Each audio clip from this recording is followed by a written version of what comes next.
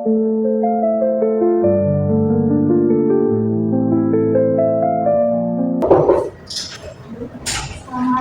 selamat pagi anak ibu. Waalaikumsalam. Selamat pagi, Ibu. Gimana kabarnya hari ini? Baik, Ibu. Alhamdulillah. Sebelum kita memulai pembelajaran kita hari ini, alangkah baiknya kita berdoa terlebih dahulu. Untuk Dinda, pimpin doanya. Baiklah, sebelum memulai pembelajaran kita pada hari ini, dapat kita berdoa menurut agama masing-masing. Berdoa selesai. Baik, terima kasih kepada Dinda. Hari ini ibu ingin mengecek kehadiran anak-anak ibu terlebih dahulu ya. Yang pertama, Blaise. Tidak hadir, Bu. Apa namanya? Tidak ada, Bu. Berarti apa ya? Anggita, Hadir, Bu. Ani Putri, Hadir, Bu. Aura, Hadir, Bu. Jovita, Saya, Bu. Citra, Hadir, Bu. Devi, Saya, Bu. Askia, Hadir, Bu. Dinda, saya Bu. Siapa di antara anak ibu yang pernah mencicipi air jeruk atau memegang sabun? Ada yang pernah? Pernah, Bu. Nah, rasanya beda kan? Beda, Bu. Nah, air jeruk rasa asam, sedangkan sabun rasa licin. Nah, hari ini kita akan belajar mengapa hal itu bisa terjadi dengan memahami bagaimana para ilmuwan mengembangkan konsep dan teori asam basa mulai dari teori Arrhenius, teori Bronsted-Lowry, dan teori Lewis. Nah, setiap kali kita memakan asam seperti jeruk atau menggunakan sabun untuk membersihkan badan, kita sebenarnya itu sedang berinteraksi langsung dengan konsep asam dan basa. Namun, tahu nggak kalian bahwa pemahaman manusia tentang asam dan basa telah berkembang dari sekedar rasa dan sifat ke arah penjelasan ilmiah yang lebih mendalam. Nah, hari ini kita akan mempelajari bagaimana teori-teori ini berkembang dan mengapa pemahaman tentang asam dan basa sangat penting dalam kehidupan kita sehari-hari.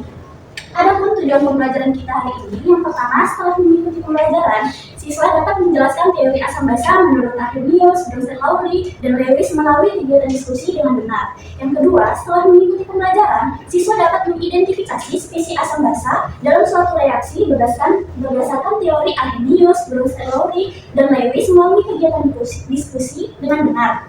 Kemudian yang ketiga, setelah mengikuti pembelajaran, siswa dapat menganalisis perbedaan antara teori Arrhenius, Bronsted-Lowry, dan Lewis melalui kegiatan diskusi dengan benar.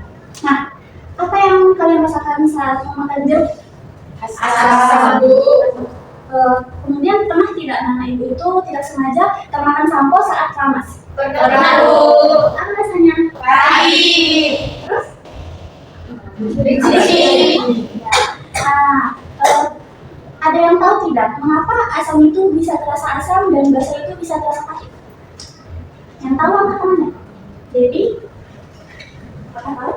Berdasarkan yang udah saya baca itu, Bu, sebelum belajar ini, kalau basa itu adalah donor akseptor proton berdasarkan teori Arrhenius. Tapi kalau asam itu adalah donor proton, donor H+, Bu. Ya, baik, benar sekali Devi. Tapi asam itu tidak selalu melepaskan H+ dan basa itu tidak selalu melepaskan OH-. Nah, para ilmuwan dari waktu ke waktu mengembangkan teori-teori yang menjelaskan sifat-sifat asam basa. Nah, hari ini kita akan membahas teori-teori tersebut. Nah, yang pertama itu ada teori asam basa Arrhenius. Pada tahun 1884, ilmuwan bernama Spencer August Arrhenius menyatakan bahwa asam adalah senyawa yang melepaskan ion H+ ketika dilarutkan dalam air. Contohnya itu senyawa HCl ketika dilarutkan dalam air akan terionisasi menjadi H+ dan Cl-. Kemudian basa adalah senyawa yang melepaskan ion OH- ketika dilarutkan dalam air. Contohnya adalah NaOH ketika dilarutkan dalam air akan menghasilkan Na+ dan OH-. Untuk lebih memperdalam pemahaman anak ibu, bisa menyaksikan video animasi asam basa menurut Lewis pada layar yang ditampilkan. Nah, perhatikan berikut ya anak-anak. Nanti setelah ini akan ibu kasih pertanyaan. Berdasarkan video yang ibu tayangkan, ada tidak yang bisa menjelaskan bagaimana reaksi dalam video ini bisa membentuk senyawa tersebut? Oke, Andi, boleh maju? Baik, Bu. Jadi awalnya di sini kan ada senyawa tadi H yang terikat ke Cl. Jadi HCl tadi ini ada 2 H yang bakal terikat ke O. Terus tiba-tiba tadi ada H yang loncat kan di sini. Nah, itu berarti H dari HCl didonorkan ke H2O yang di sini. Maka dia akan menjadi Cl- dan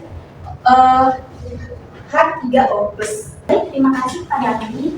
Jawabannya benar sekali ya. Kemudian yang kedua ada teori asam basa menurut Bronsted-Lowry. pada tahun 1923, Johannes Nicholas Brewster dan Thomas Merton Lowry menyatakan bahwa asam merupakan zat yang dapat memberikan proton H+. Dan asam konjugasi merupakan terbentuk dari spesies basa yang sudah menerima ion H+.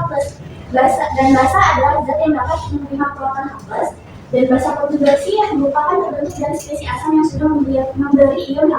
Dapat kita lihat pada contoh berikut ini.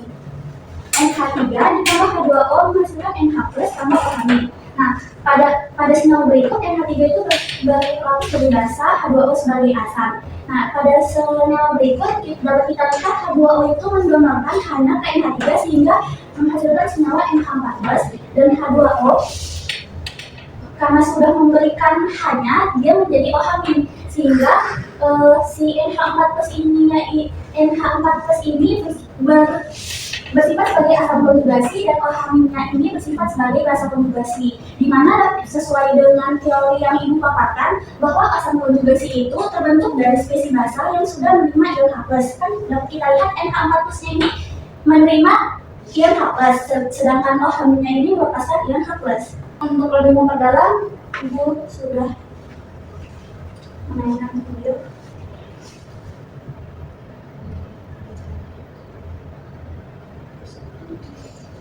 Ada yang bisa menjelaskan berdasarkan video yang Ibu tampilkan bagaimana dia bisa membentuk basa konjugasi dan asam konjugasi? Kalau bisa, silakan maju. Baik, dari video yang sudah disajikan di sini, tadi kan ada H yang dia punya dari si Cl, dia dimana dia itu bersifat asam, kemudian hanya itu pindah ke NH3 yang sebagai basa.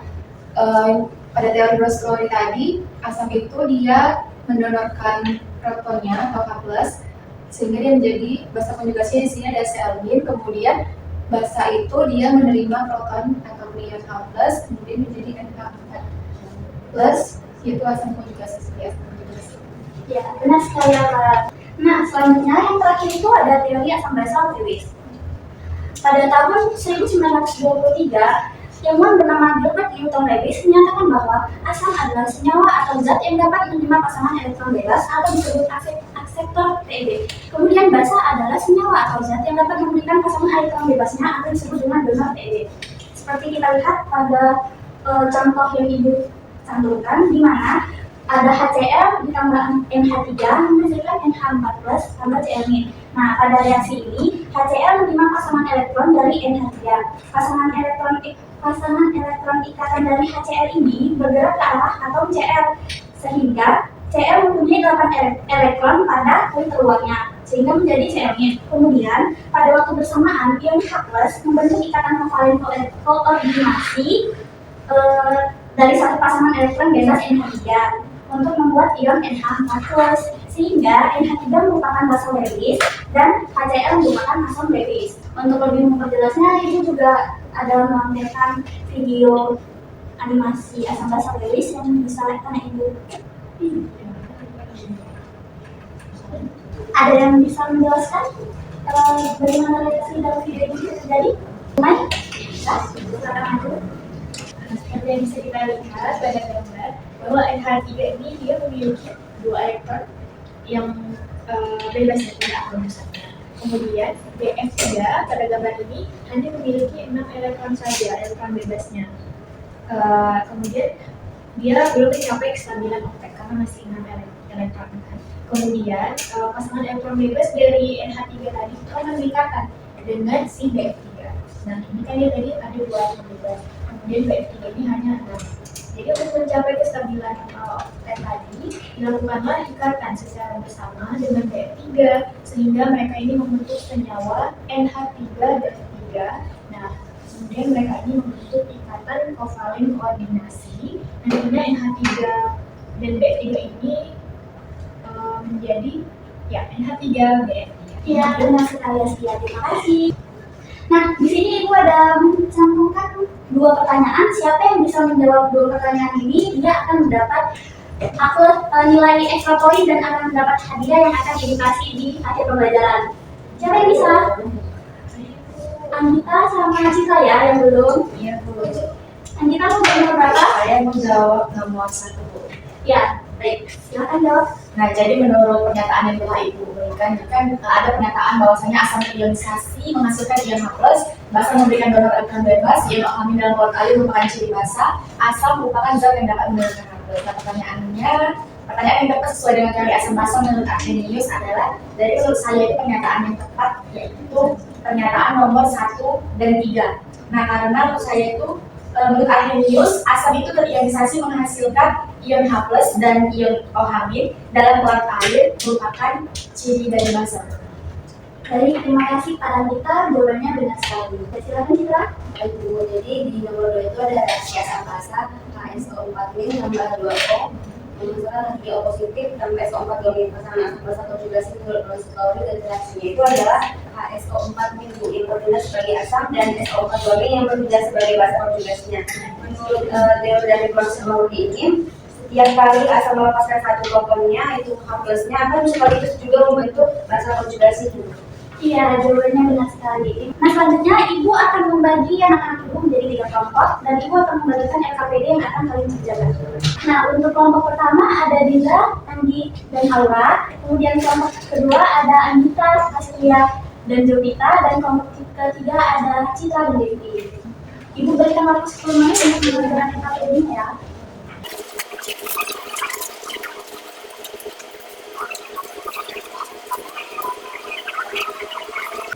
Kelompok 1 udah?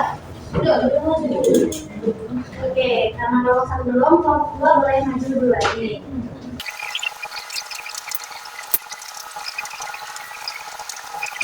Kelompok 1 udah? Sudah, boleh maju ke depan. Kamu dijelaskan. Baiklah, saya oleh kami, perwakilan dari kelompok 2, mau menjawab pertanyaan dari Ibu Cirin berdasarkan tabel yang sudah diberikan. Di sini ada nama asamnya asam klorida dengan rumus kimianya Cl, kemudian bersama reaksi ionisasinya menjadi H+ dan Cl-. Kemudian ada asam klorida dengan rumus kimianya Hf yang terionisasi menjadi H+ dan F-. Kemudian ada asam sianida yang terionisasi menjadi H+ dan Cl-. Dan yang terakhir ada asam nitrat dengan rumus kimia HNO3 terionisasi menjadi H+ dan NO3-. Nah, benar sekali. Kelompok 2, reaksi yang sudah kalian tuliskan ini merupakan reaksi yang berbeda apa? Arrhenius. Iya, benar sekali. Terima kasih kelompok 2. Kelompok 3, terima kasih sudah siap. Sudah boleh maju ke depannya.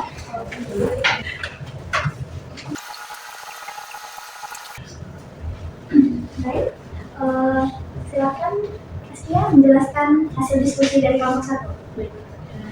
Yang pertama adalah teori asam basa menurut Arrhenius. Menurut Arrhenius, asam itu merupakan zat yang menghasilkan ion H+ atau disebut juga dengan proton. Kemudian untuk basa sendiri, Arrhenius mengatakan bahwa basa ini merupakan zat yang menghasilkan ion H negatif atau disebut juga dengan hidroksida. Selanjutnya, kalau menurut teori asam basa Bronsted-Lowry. Nah, menurut Bronsted-Lowry ini, asam adalah donor untuk proton. Dia H+, kemudian untuk basa itu adalah akseptor dari proton atau penerima dari proton. Kemudian yang ketiga menurut Lewis. Nah, kalau menurut Lewis, asam ini merupakan zat yang menerima pasangan elektron. Kemudian untuk basa, Lewis mengatakan bahwa basa ini merupakan zat yang menyumbangkan pasangan elektron. Baik, terima kasih pada Aslia. Ibu ingin sedikit meluruskan. Menurut Arrhenius itu basa merupakan zat yang menghasilkan ion OH-, bukan H-. Oh ya, ada lupa ya. Kemudian jangan lupa untuk menurut Lewisnya, jangan lupa menambahkan menerima pasangan elektron bebas, jangan hanya menerima elektron saja. Terima kasih. Pada kelompok 1. Jadi dari kelompok 3 itu dapat yang strukturologis. Jadi soalnya itu kita masang dan basa Lewis pada reaksi yang pertama ada CaO tambah CO2 menghasilkan CaCO3. Jadi di sini itu yang menjadi asam Lewisnya itu si CaO. Namanya CaO itu bertindak sebagai donor dari pasangan elektron bebas PEB yang berarti dia itu basa. Kalau misalnya yang CO2 ini dia itu bertindak sebagai akseptor dari pasangan elektron bebas, berarti dia itu asam. Jadi reaksi ini tergantung asam basa Lewis karena si CO2 itu menerima elektron dan ion O2 ini. Jadi reaksinya seperti ini. Kemudian yang nomor 2, BF3 tambah NH3, jadi BF3 NH3. Jadi reaksinya seperti ini. Yang menjadi asam Lewisnya itu ini BF3 dan yang NH3 sebagai asam. Baik, terima kasih kepada Cika. Nah, ada yang bisa tidak menyimpulkan dari hasil diskusi kelompok 1, kelompok 2, dan kelompok 3? Jika ada yang bisa, akan dikasih extra point dan akan dikasih bonusnya. Askia, silakan. Berdasarkan tugas akhirnya yang dari Ibu, kita bisa lihat pertanyaan dari kelompok 1 lagi adalah perbedaan dari tiga tokoh, yaitu yang Solawi dan juga Renis. Perbedaan Renis asam itu dia sebagai zat yang menghasilkan elektron positif proton dan basa itu menghasilkan elektron negatif. Kemudian untuk Solawi asam sebagai proton, sedangkan basa sebagai asam proton. Menurut Lewis, asam itu sebagai penerima pasangan elektron bebas dan basa sebagai penyumbang pasangan elektron bebas. Kemudian kita bisa lihat dari pertanyaan kedua bahwa masih reaksi ionisasi. Yang pertama, HCl itu kita menghasilkan H positif ditambah Cl negatif berbentuk dengan HF menjadi H positif dan F negatif, HCl menjadi H positif ditambah Cl negatif, dan H3 menjadi H positif ditambah dengan N3 negatif. Nah, jadi pertanyaan dari ketiga itu adalah CaO ditambah dengan CO2 itu akan menghasilkan CaCO3 seperti reaksinya pada coba ditulis. Dan yang kedua adalah BF3 ditambah H3. Nantinya akan menghasilkan BF3 dan H3 di mana BF3 menyebabkan dua elektron bebasnya kepada BF3 dan mencapai 100%. Ya, terima kasih kepada Siap. Nah, di sini untuk melatih pemahaman anak ibu sekalian, ibu ingin kalian mengerjakan kuis yang sudah ibu berikan. Ini soalnya cuma ada 5. Nah, sudah masuk semua ya? Kita mulai, siap? Siap.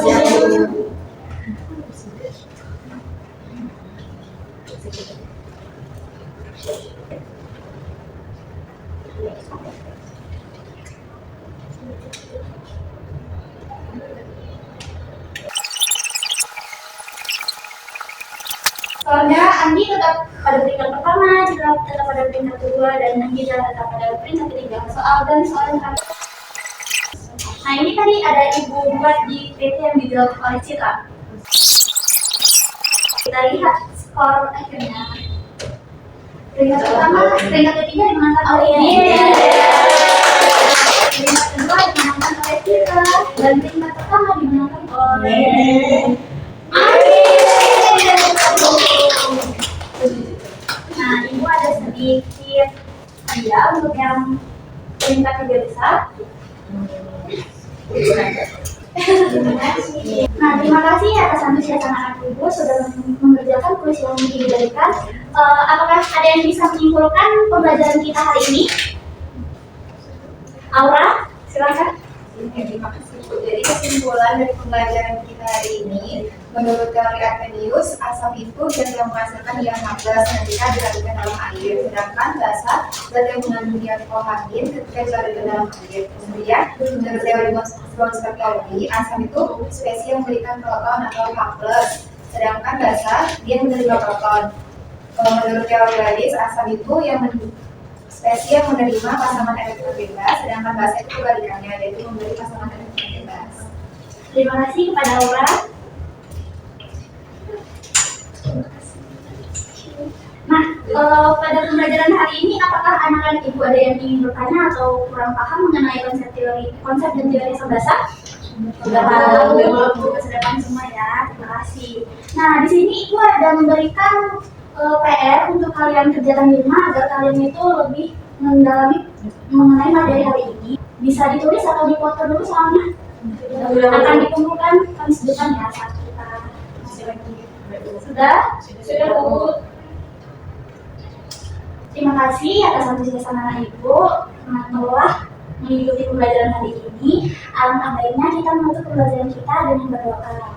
Untuk Askia, silakan pimpin doanya. Jadi sebelum kita mengakhiri pelajaran kita pada hari ini, ada kita berdoa mendoakan pelajaran masing-masing berdoa. Terima kasih. Sekian pembelajaran kita hari ini. Jangan lupa dikerjakan ya PR yang diberikan dan akan dikumpulkan Kamis depan. Assalamualaikum warahmatullahi wabarakatuh. Selamat siang. Waalaikumsalam warahmatullahi